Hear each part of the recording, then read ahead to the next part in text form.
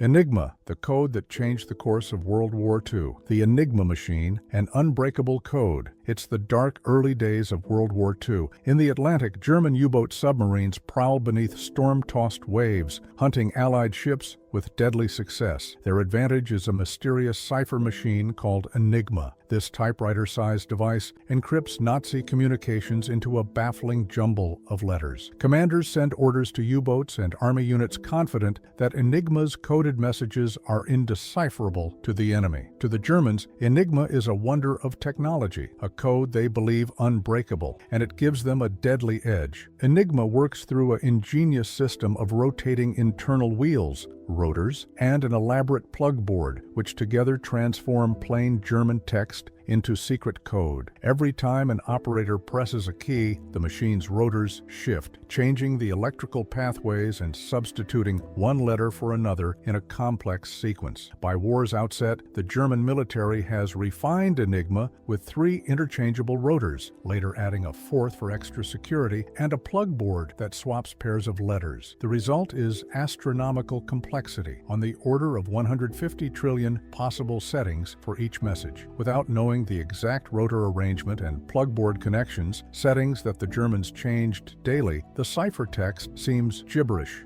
To Allied codebreakers, trying to guess the right combination by brute force would be like trying to find a single grain of sand on a vast beach. By all logic of the time, Enigma appears invulnerable. German operators are also drilled in strict procedures to avoid mistakes. They carry codebooks that tell them the day's key settings and even use special ink that dissolves in water to destroy secrets if capture threatens. As radios tap out encrypted orders in Morse code, Nazi officers have full faith that Enigma will keep their messages safe from prying eyes. This overconfidence leads the Germans to pour out their plans over the airwaves, coordinating U-boat wolfpack tactics, directing tank movements, and sending Hitler's commands, never dreaming the Allies could be listening in. But the Allies are about to prove them wrong. Codebreakers unite, the first cracks in Enigma. Long before the world knew names like Alan Turing or Bletchley Park, a small team of Polish mathematicians had already taken the first daring steps to unravel Enigma. In the early 1930s, Poland's Cipher Bureau obtained some Enigma blueprints and manuals, sourced through French intelligence from a German traitor, and set top mathematician Marian Rejewski to work. In 1932, Rejewski achieved the unimaginable.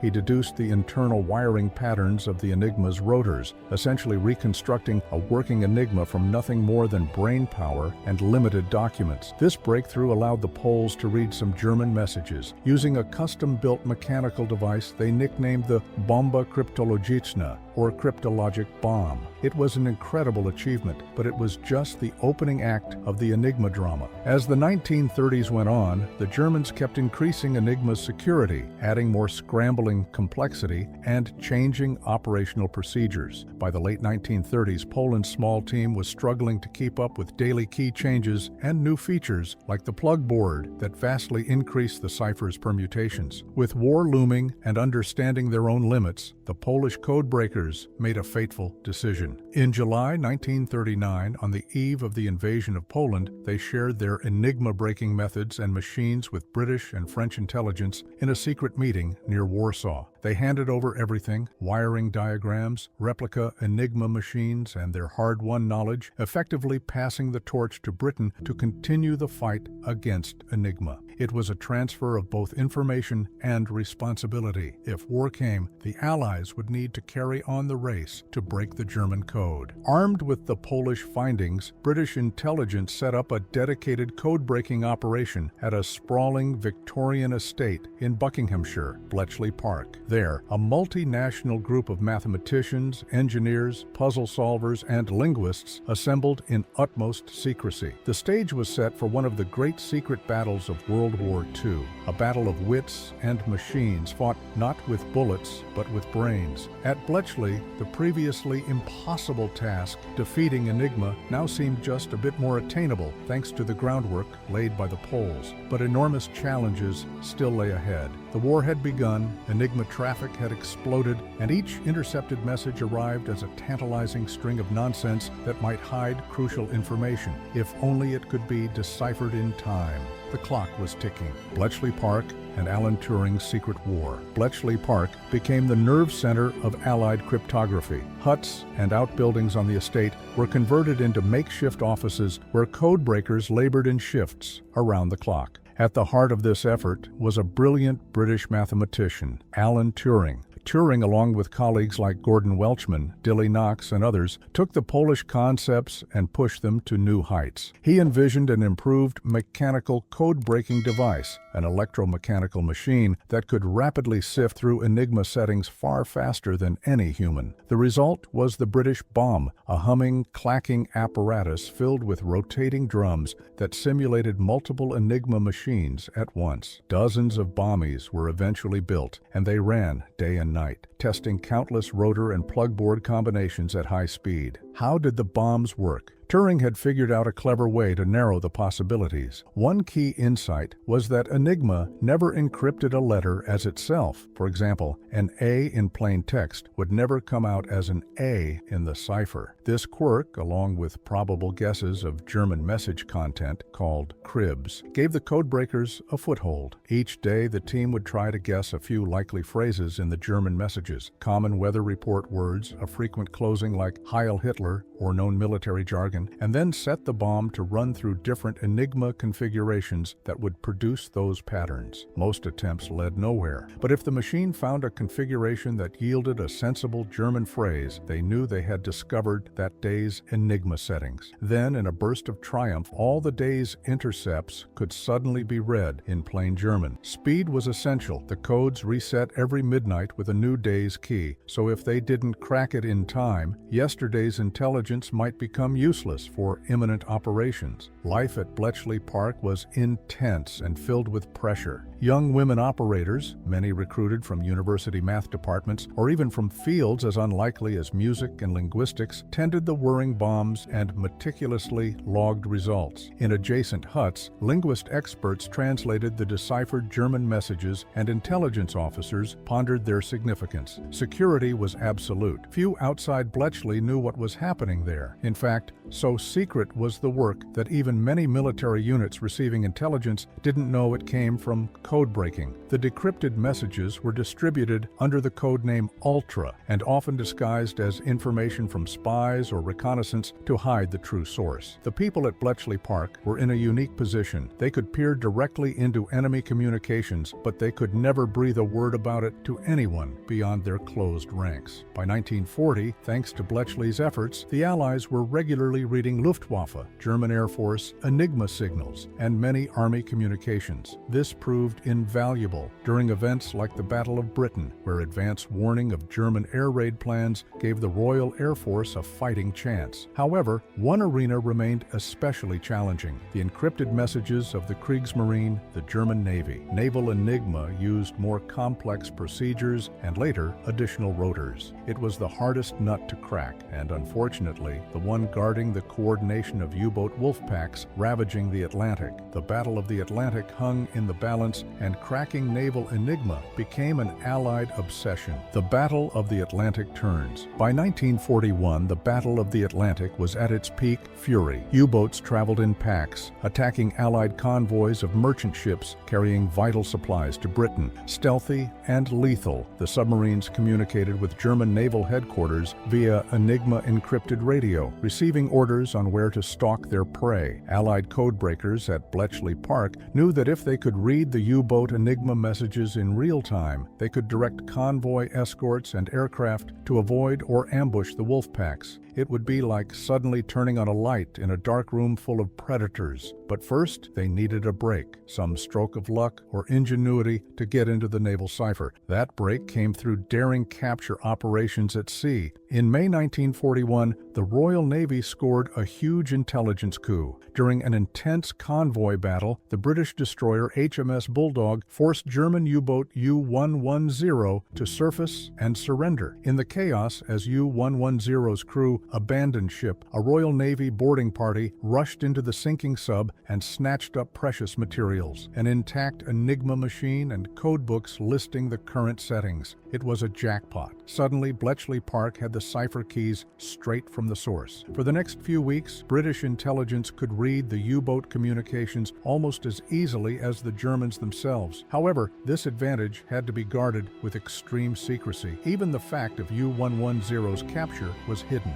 In fact, Winston Churchill did not even inform President Roosevelt of this Enigma haul until months later. So sensitive was the secret. The Germans, for their part, never realized U-110's Enigma was taken. They assumed the sub had sunk with all secrets safe. With the naval Enigma partially unlocked, Allied fortunes in the Atlantic improved. Convoys could be rerouted away from known U-boat patrol lines, and when unavoidable, warship escorts were vectored toward the submarines. Throughout late 1941, U-boat sinkings rose and Allied shipping losses fell as ultra-intelligence guided Allied responses. British codebreakers, now aided by their American counterparts after the U.S. entered the war, worked furiously to keep up as the Germans tweaked their systems. In February 1942, the Kriegsmarine introduced a new four-rotor Enigma M4 for Atlantic U-boats, temporarily blindsiding the codebreakers. Suddenly, many U-boat messages became unreadable again, a frightening setback that led to a surge in Allied losses during mid-1942. But the codebreakers did not give up. Through new captures, such as seized weather station codebooks and brave actions like the boarding of U-559 in late 1942, where 2 sailors died recovering Enigma documents from a sinking sub, and the development of faster high-speed bombs, including advanced machines built in Dayton, Ohio for the U.S. Navy, the Allies regained their reading of naval Enigma by the end of 1942. The wolf packs could no longer hide. Spring 1943 marked the turning point in the Atlantic War. With Enigma decrypts revealing U-boat positions and plans, Allied anti-submarine forces orchestrated devastating blows against the undersea hunters. New long-range patrol aircraft, improved radar, and ultra-intelligence all converged. In May 1943, later dubbed Black May by U-boat crews, the German submarine fleet suffered catastrophic losses. Allied forces sank dozens of U-boats that month, around 41 U-boats lost in May alone, far outpacing the rate of new U-boat deployment. Convoy after convoy passed through relatively unscathed as Wolfpack ambushes were foiled or met with fierce resistance. Facing unsustainable casualties, Admiral Karl Dönitz had no choice but to withdraw the majority of U-boats from the North Atlantic by late May 1943. The worst threat to Britain's lifeline was effectively defeated. While U-boats continued to operate in lower numbers and other areas until war's end, they never regained the lethal prowess they had before Ultra tipped the scales. As Churchill later admitted, the U-boat menace was the only thing that had truly frightened him during the war, and now that menace was tamed. The secret weapon that shortened the war. The cracking of Enigma was more than just a technical marvel. It became one of the decisive factors in the Allied victory. Intelligence from Enigma decrypts, codenamed Ultra, gave the Allies a priceless window into enemy strategy. It wasn't only U-boats. Enigma messages guided Allied commanders in countless engagements, from anticipating German moves in the North African desert, where Ultra intercepts helped British General Montgomery outfox Rommel's Afrika Korps, to countering Luftwaffe bombing plans, to hunting warships like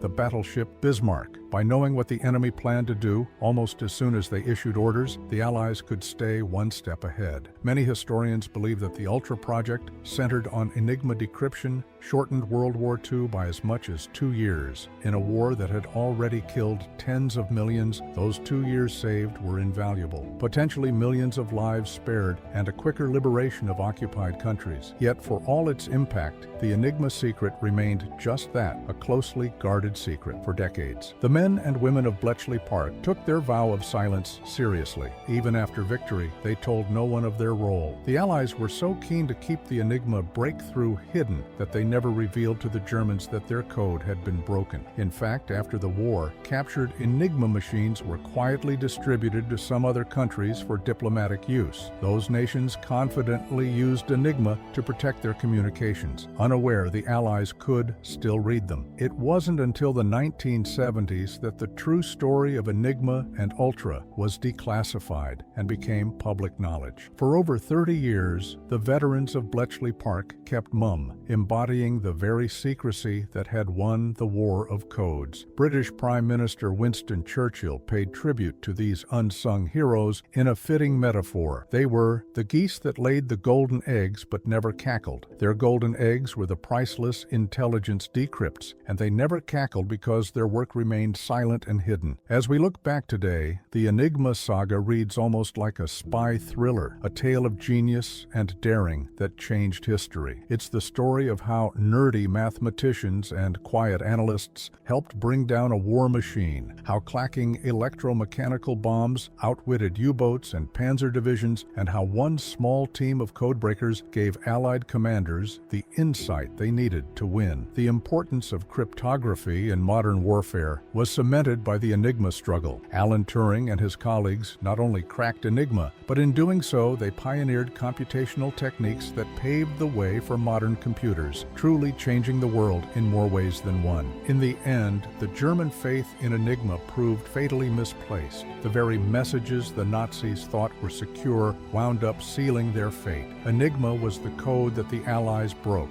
and by breaking it, they changed the course of World War II. The fall of Enigma stands as a triumph of human ingenuity and determination, a secret victory that helped ensure freedom prevailed over tyranny. It's a dramatic reminder that in war, information can be just as powerful as tanks or bombs, and that even the hardest problems can be solved under pressure by those who refuse to give up.